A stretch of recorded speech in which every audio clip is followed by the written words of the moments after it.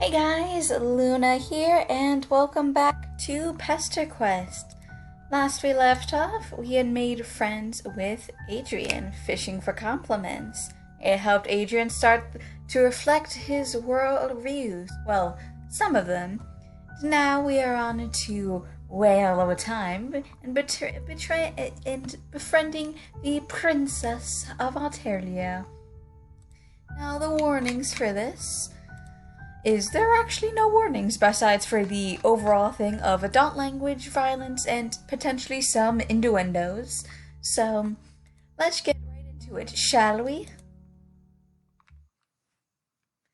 And Volume 10, Round 2, Life in the Dream House. Violet's blood. As you've had occasion to remark before, Alteria is a dark world.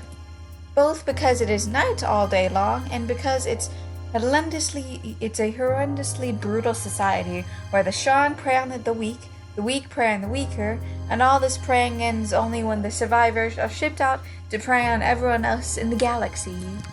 Altarian's cruelty has been on your mind for a long time, but recently it's begun to feel intolerable. You decide to take a walk in the woods to calm yourself, but it seems that with every step your mood only grows darker, and your aggravation greater. As you walk, you remember the name of Altarian friends who have fallen to the planet's injustices, and your mood goes from bad to worse. You've waited around like a spoiled, self-centered narrative device for a lightning bolt of illumination to reveal your reason of living. To explain your particular and insatiable hunger for friendship, and to show you the destiny attached to it. Not that I blame you, as plot device. You think you know who caused this, but why? You've been sitting on here like a child, waiting for a teacher to explain the answer to a difficult math question. Viscra and Tezra are arming up to change the world, and what are you doing? Your usual bullshit. You thinking, you're navel gazing. I suppose. And then, with the sun blinding clarity, you understand. Visca's right. Tezra's right. The answer is revolution. Who gives a shit? Who cares about what some big, dumb universe thinks your destiny should be? Go take on dream boulders of ice and choose your own fate. Take the answer to the meaning of your life into your own hands. Set your own course. That sounds pretty fun. The gods, the fate, the universe, or whoever will have to jump back pretty sharply because your direction is clear to you at last. Your agitation turns to indignation, your indignation to outrage, outrage to anger, anger to fury, fury to ferocity, ferocity to white-hot resolve. The horrors of this planet have got to stop, and you are feeling particularly dramatic today, doubtless due in part the shift in the narrative tone and general prose quality in this episode. So now is the time. Altaria's cruelty and violence have upset and shocked you since you arrived, but as more and more of the population suffering under these wrongs have been your personal friends, it has become unbearable. You've been wondering all along, who will make it stop? Now you know the answer. If you are the main character, then you will have to be the one to get the ball rolling. You begin to suspect that you can't die for reasons seemingly tied to your function as the narrative device. So that's a bit of a characterization you can bring to bear, which definitely is probably very useful to have. No longer will you linger in the wings, waiting for the narrative to summon you to heroics. With this momentous decision grinding you for unshilting efforts, you set your mind to the question of how to accomplish it. You start by making an inventory of your strengths and weaknesses you possess and bring it to bear on the task. Strengths. Experience to drumming up friendship in the most unlikely situations. 2. The ability to travel anywhere and when you want to go. Weaknesses. Everything else. It's a start, that's for sure. This most helpful mental exercise clarifies matters significantly. You see clearly that the only way for a single humble being such as yourself to change Alteria is to go directly to the point of maximum leverage. In other words, straight to the top. You'll need both, of your resources in this quest. You'll need to travel superhumanly and superliminally into the immediate company of Ateria's ruler and throw your friendship game on them, with the objective of persuading them to initiate reforms, change rules, and set the planet on a course to civilization. Hopefully. But your daring intellect realizes something else. It won't be easy. The ruler of a world such as Ateria must be fearsome. Fell creature, a monster of no ordinary loathsomeness and cruelty. On Ateria, you've seen gigantic raving Luskai, genocidal clowns, murderous high-bloods, and every kind of grisly crime, to the point making belief in Santa Claus almost impossible. Stands to reason that the leader of a world must also be the cruelest, gruesomest, most terrifying being of them all, a being of nearly impossible evil. For the first time since your plan caught fire in your mind, a whisper of doubt creeps in. It occurs to you that the most likely outcome of your quest for reformation on Ateria is a scenario where your internal organs are festooned over a wide area, your eyes popped out of your skull, and your brain splattered to a fine mist. While experience suggests that you're non-killable, that sort of thing may offend, not to mention be excruciatingly painful. You're not entirely wrong there. See, as always do. Maybe it'll be a better idea to have a light lunch and lie down till your reforming mood passes. Oh, come on! If you, an indispensable narrative device with nearly superhuman befriending powers and actually superhuman traveling powers, won't try to reform Ateria, who will? Have you no pride, no grit, no old college spirit? Go back and select the right answer. I click this a few times. So we have to press fearlessly with your quest. Unfortunately. With scoring all difficulties, you decide to press on fearlessly with your quest. You gather yourself, consign your soul to heaven or whatever, and prepare to go for the worst. You close your eyes and think, take me to the highest being on Ateria. Then you grit your teeth and prepare for the ultimate horror. It's gonna be difficult. Feel the familiar sensation of superhuman, superliminal travel, and the world changes around you, rendering you somewhere else. Somewhere that feels quite different from your previous forest location. Very different, and actually a lot wetter. It becomes quickly apparent that there's a good news and bad news. Oh, she's adorable. God, I love the art. Whoever did this artist for this entire game, like for all of the characters, they're just, it's adorable. The good news is that instead of an Eldritch monster, you've materialized next to a pleasant-looking troll girl with fins on her head, wearing goggles and a tiara. The bad news is that you're drowning, and you seem to have materialized in the middle of an ocean. What a camp! Surprise face. Your own greeting may be a little less cheery in that it consists of thrashing wildly with your eyes bulging out as you fight not to inhale while trying to concentrate on zapping yourself the heck out of there. The troll girl watches in astonishment, but suddenly seems to understand. Good.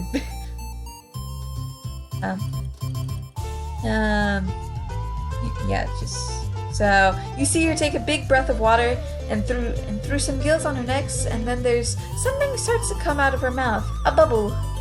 The bubble expands and expands until you feel it boundary break over you, and suddenly you can breathe. You collapse coughing and gasping onto the floor, which you feel like the inside of a huge submerged balloon, yielding but effectively keeping the water at bay, which is magic. The troll girl sits across from you in the bottom of the bubble, studying you curiously, and she looks, oh my gosh, she looks adorable. Her arms and legs are a little poofy, more poofy than I expected, but she looks adorable, and I love her, and I just want to give her a squeeze on the cheeks. Oh, I love her so much. Glub, glub, glub. Are you okay? Shark face. Recovering from your brush with drowning, you're able to notice with relief that despite her conversational quirks, she looks friendly, even glad to see you. You try to say something, but all that comes out of your mouth is water and sputtering sounds. Not that surprised. You don't speak whatever language that is. It's very pretty though. You burp and some water trickles out of your ears. Sorry, I still don't understand. Do you speak any Altarian? With a great effort, you gasp yes. Oh, yay! My name is Feferi. Texas. Glub glub. What's your name? You bubble weakly. It's nice to meet you, Blub. Smile. Oh my god, she's adorable. You nod politely, expel another half-gallon of water, then weakly say it's nice to meet her too. Not least because it hasn't been... If you hadn't been there, things might have gone unpleasant for you. You're welcome. Welcome. But what are you doing here? Almost nobody comes this way. That's not really the way to anonym here. She looks so sad when she says it, and you wonder that some poor troll child should be living all by herself way out in the submerged parts so far from anyone else. How did you manage to appear from nowhere like that? You almost gave me a heart attack. Glub glub. You tell her you're trying to use some superhuman powers you have to go visit the highest being on the Altaria. The troll girl seems to perk up at this. You wanted to come visit me, smile face?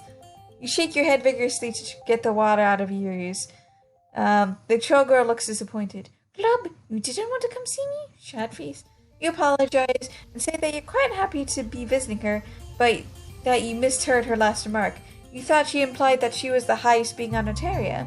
This goes to show that how deep submergence and waterlogging can cloud your ears. It can cloud your hearing.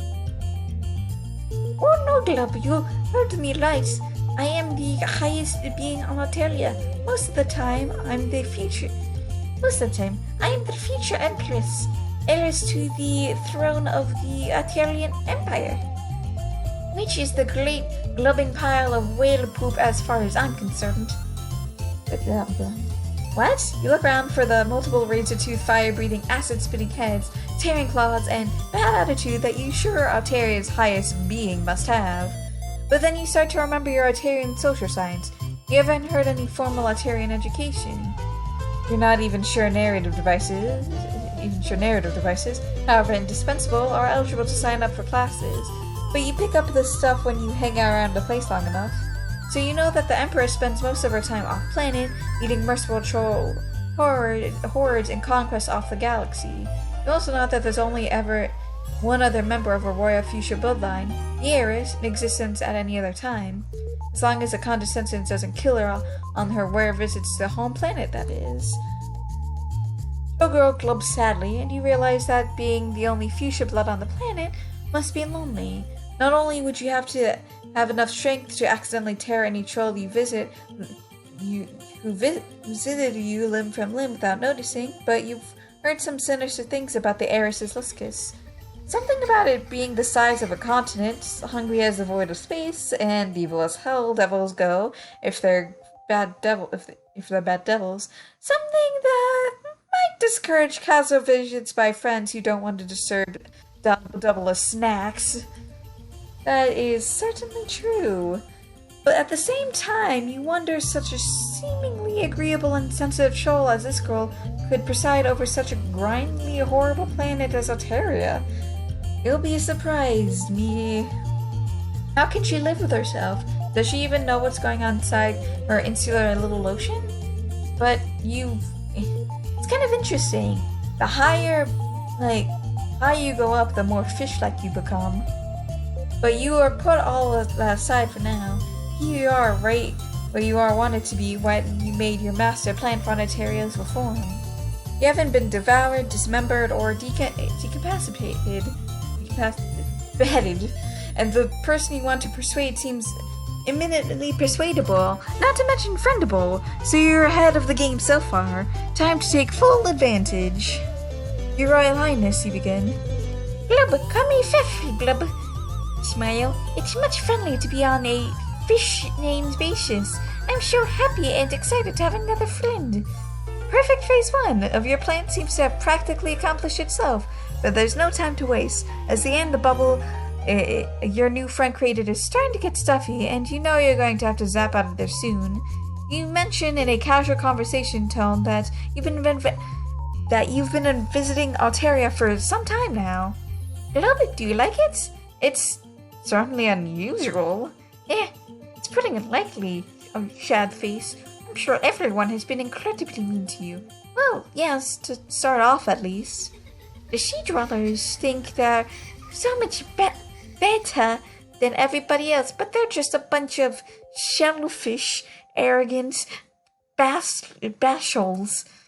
Their high bloods prey on the low bloods, and no one cares how other people feel, or even if they live or die. Drones fly around killing everybody, weak or useless. Oh, well, she seems to know. Maybe she's got plans of her own. Phase 2 of your plan is half in the bag already. You feel dizzy suddenly at how your quest is working out, but without the least effort on your part. Also from the lack of oxygen. You're gasping for breath, and in the darkness is gathering at the edges of your vision. In about a minute, you're going to pass out from oxygen deprivation. What's to be done? Save. Zap yourself the heck out of there and back to Alteria's surface. At least you can breathe. You're feeding fast. I'm not surprised by that. And a black tunnel is closing around you, and its sounds are getting dim. With your next to last strength, you grab Feth's wrist to zap her back to the surface with you. You're not done persuading her to reform Alteria. Oh no, can she breathe on the surface? But then you realize that you don't even know if she can breathe there. You feel it would be wrong to suffocate your new friend on the very first visit, so last bit of strength, you let go of her wrist and zap yourself back to the surface alone. Oh no, can she breathe? That is I don't actually know if she can breathe air. I always wondered that. You materialize superhumanly and subliminally back into the forest. You lie in the tall razed grass for a while, gasping. Darkness receding from your eyes, sounds clearing in your ears. Once you feel sufficiently reoxygenized, you sit up. You have a pounding headache, but otherwise seem fine. Your emotions are deeply conflicted. Yes, you can breathe. Yes, you can save. And yes, you realize with deep satisfaction you made a new friend. But what about your quest to save Alteria? Yeah, that's exactly. Feferi seems to be aware of the problems of her kingdom. Is she just perhaps waiting on the right ally, or ally, as she might call it? You prepare to immediately zap back to finish the job, but you hesitate. What if you zap back to that bubble and merely continue to suffocate? Or what if she's already collapsed in the bubble and you materialize in the water again? What if she's not there to rescue you, or if she's annoyed at your rudely abrupt departure and that's why she decides to just leave you to your own devices? What if her Luskus notices you thrashing in the water and snatches you up with its eldritch tentacles for a plaything or hors d'oeuvres? I think you'll be fine, buddy. Not that you can drown or suffocate or die of mastication, but can you really not? It felt like you were drowning and suffocating quite effectively there only a few minutes ago. You hesitate some more. Even if you can't die, the torment of drowning and suffocating felt quite real. How long might such torment go even if you didn't die? That is a very interesting question to have. Would an eternity of suffocating or drowning would be all that pleasant even if you kept on living? What about an eternity of being chewed and passing through a giant Luskus's digestive tract? That actually sounds pretty bad. You realize that you can't bring yourself to zap back to the Eris. You curse your weakness, but you're given the choice between death and eternal torment. You realize with belated humility that your choice would be neither, even if there's a chance you could save Alteria. You stand up sadly and begin walking back through the forest. Made a friend, but fail at life. Aw. Stick around and test the whole you can't die hypothesis. You're fading fast, and the black tunnel is closing around you, and sounds are getting dim. You wiggle your fingers to try and grasp out entreaty. Blub, are you clear, Blub? For a reply, you clutch your throat, fall heavily to the floor, and lose consciousness. This actually looks this looks absolutely gorgeous. So I'm guessing we're in the palace now.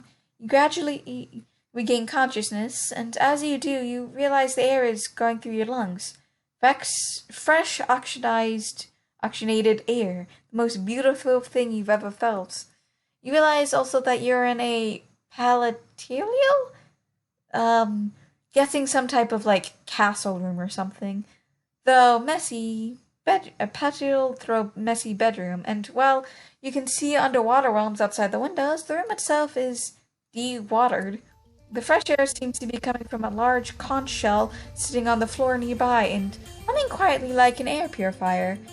You're swooned on a chas lounge, and Feferi Pixis is fanning you with a large palm frond. Blub, are you alright, Blub? Why didn't you tell me you couldn't breathe? You scared the Pisces out of me. Surprised face. You struggle upright and try and smile bravely. You apologize for scaring her, but observe that one of the symptoms of not being able to breathe is not being able to talk. You thank her effusively for saving you. Blub, that's an empress's duty. Instead of encouraging people to be mean and hurt each other, should do whatever she can to help them. A tear comes to your eye and a lump to your throat when she says that. If she really means it, you have a couple of suggestions. Of course I mean it. I'm glad that horribilismal things have been around here. When I'm the Empress, things are going to be different. Puffed out cheeks. You respectfully wonder how long it will be before she becomes Empress. Only a couple thousand more sweeps. Oh, cool. What happens to everyone on Altaria in the meantime? Feferi looks momentarily thoughtful. I don't know. I haven't thought that part out yet. I guess I'm not equal to my big ideas. Tear. And what if she becomes Empress? She feels differently? How does she know her imperious condescendence didn't feel the same way as Feferi does now when she was her age? What if there's something that makes adult empresses evil? Something they can't control? That is certainly a potential thing. What if Feferi grows up to be socially liberal but officially conservative? What a horrible bubble of thoughts. Frown. You have to strike while the iron's hot. Never leave till tomorrow what you can do today. A stitch in time saves 9. Procrastination is the thief of time. The longest journey starts with a single step. It's no use crying over spilled milk. You hope Feferi has been convinced because you're running out of cliches. Rub. Eris still looks uncertain. Everything you say is plump and true, but rebelling against the Empress, it would be dangerous. Not sure it'll be right. It made this club rebel to make the vast club that would destroy everyone you know. Oh, Glub, you mean Gulp. You didn't realize that. You're not sure what the vast gulp is, but that sounds bad. Yeah, I'm sure everything's gonna be fine, buddy boo. Oh, just before we do anything, you must moray guidance and advice. As Eris, I have a special metaphysical periscope, you know. Smile. You didn't know that? It sounds made up, but a little metaphysical advice certainly might come in handy in a time like this. Without further delay, the heiress goes up to an 8-jewel-encrusted tube that rises from the floor of her paternal bedroom. It seems extended into the water depths below, though the air pressure seems to be keeping the water from flowing through it into the room. She yells into the tube, louder than you would have thought someone is so agreeable-looking could yell. Blub, blub, blub, blub, blub, blub, blub, blub, blub, blub, blub. There is a swishing, glowing sound, and something extends up through the tube into the room. Something pale and featureless, and a luscious, but unmistakably a tentacle. That is definitely a tentacle, yes. a tentacle with a bulbous eye at the end of it. You dive behind a lustrous sofa. You rather that the Iris Luscus didn't see how plump and tasty you look. That certainly is a start, that is for sure. But almost immediately, the eye settles itself on top of the tube and hardens into something that looks like a very large crystal ball. Ooh, this actually looks cool. Shapes. Yeah, this looks like it could be potentially the potential screenshot of the thing right at the beginning of the episode. But who knows? And she just got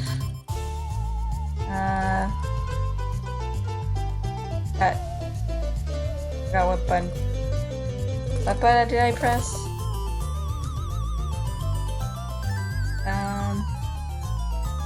What button? Oh god. Okay. Yeah, so Harrington's crystal ball. Shapes move and change inside the crystal ball, and that then resolve themselves into a scene. A scene you recognize. You realize with a shock, you come out from staying behind the sofa and approach the crystal ball, staying into it. And in its depths, a dark place appears. And in the dark place, a carnival carousel rotates. Wooden horses going up and down, and above them, naked plastic mannequins with plastic wings hang above wires. The Dark Carnival! Jumping Gyrosfet! Is that where Feferi gets her metaphysical advice? The scene grows clearer and clearer, which this is actually seen from the Hive Swap. Or Hive Swap Friendsim. Zooming in on one of the horses and on the figures riding it, your heart begins to beat wildly. It can't be, but... Honk! Oh, my poor baby! Oh, Mitsu! Suddenly, you're dancing around the room with joy. You grab Feferi's and whirl her around with you as you dance. At first, she gasps in surprise, but then she gets into the spirit, grins and begins to roll too. My poor baby! He's here! Her strength is such that she spins you like a fan blade, your blood going to your legs. When she lets you go, you hit the wall like a bullet and ooze down to the floor. My poor baby, But as you recover consciousness, your joy is barely containable. You never thought to see that sweet, sweet fellow again, but now he is. And eventfully he's come up in the world because he's communicating exclusively with a royal fuchsia blood princess. You're so proud of your heart it feels like it's about to explode. My friend Glub here, they have a plan. Well, wouldn't you go that far? I'm not sure what to do. Honk, honk, honk, honk, honk, honk, honk, honk, honk, honk. Just hold on. Feferi adjusted some controls on the Bijou tube. They must translate the controls because in mid-sentence, Kakarot's remarks change from systematic honks into conversational language form. And when they do, you realize this isn't the same Kakarot you knew way back when. Honk honk! What you ask is not so simple, little one. To truly know the answer, you must learn that there is much more to your story than meets the eye. You must expand your vision to see the big picture, and even bigger picture of which that big picture is only a pixel. Yes, I know that. This isn't the usual glub shit. Not silly quadrant glub shit for wigglers. I need some real answers here. You study Kakarot. He's obviously the same child, but the changes in him are equally obvious. His eyes are deep as wells, his face grave and kind. Either he's done a lot of reading and undergone a lot of life experiences since we last saw him, or else he's become the honking mouthpiece of some vast mythical wisdom type entity which offers metaphysical advice to the princess. Perhaps whatever person or process assigned to Dark Carnival? But how did Kakarot get that job? Grieve madly at Kakarot as he and theirs talk, but he either doesn't see you, or he no longer knows you, or he thinks imparting serious metaphysical advice is too solemn an occasion for waving like a maniac. Either way, he ignores you and keep talking.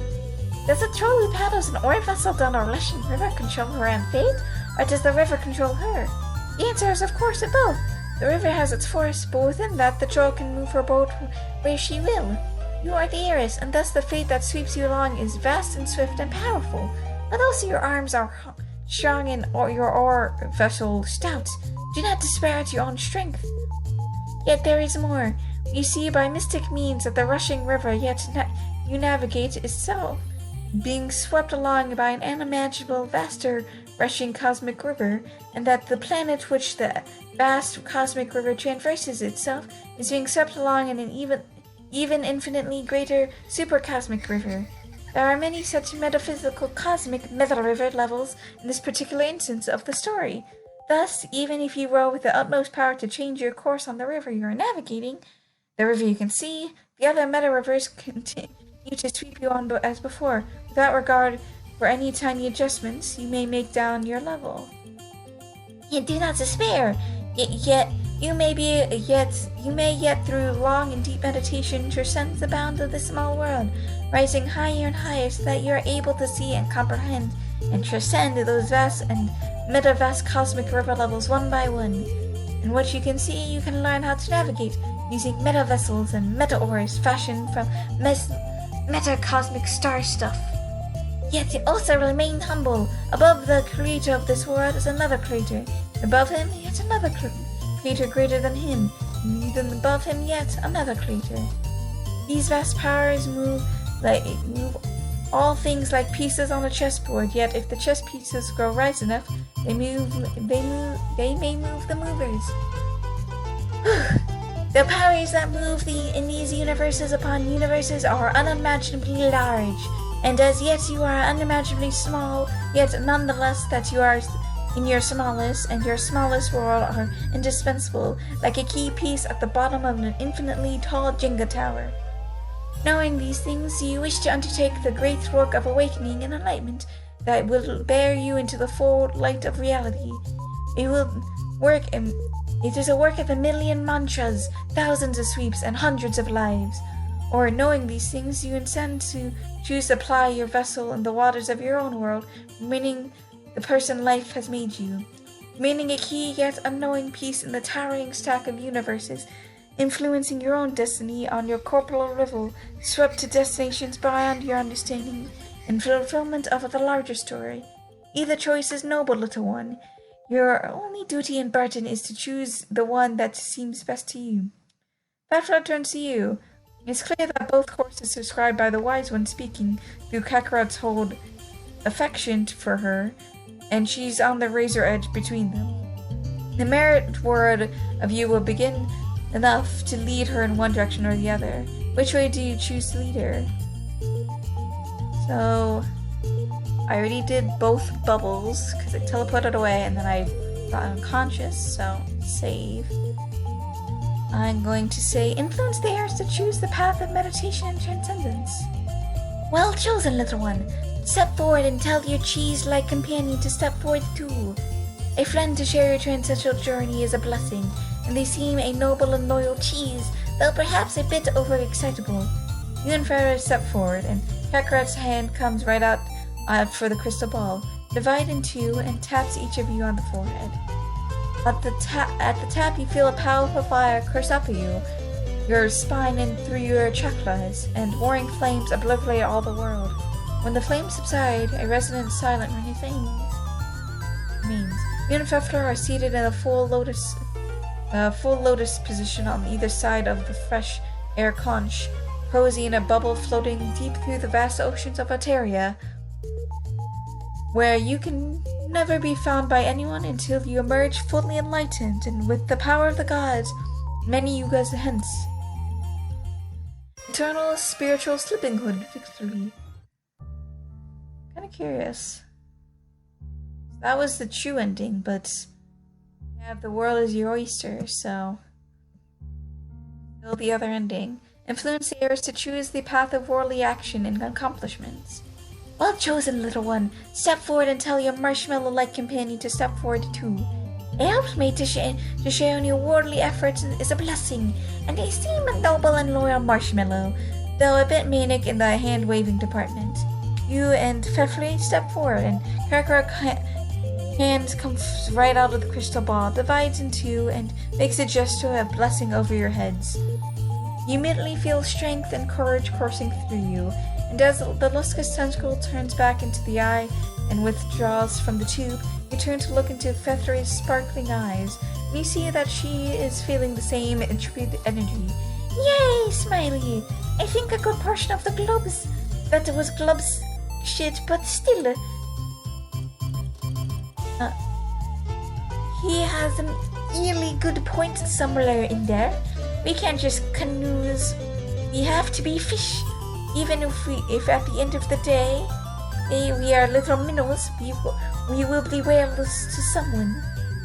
You start to grab her for a dance, but recalling your previous experience, you quickly turn the gesture into an offered high five, which she slaps, breaking several bones in your hand. What shall we do? You ask her. What's our plan? You feel the ability to accomplish any plan fairly overflowing from you. You have to introduce her to Tezra and Veska to start off with, at least. Yes. Globba, but first I need time to think. I'm so excited. I'm sorry, the purpose of your visit was to reveal the whale of a destiny that awaits us. But we need to consider our next move. Will you come back and visit me again soon? Tides have passed. Then we can compare notes. Yeah, glub. This will be fun. No partnership victory. Emerald, but friend. The world's your oyster. So, and with that, leave this here. I hope you guys had a good, enjoyed this, and I hope you guys have a good day, night, week, month of your lives. And may the stars forever guide your path, forever into the future. Bye-bye, everybody.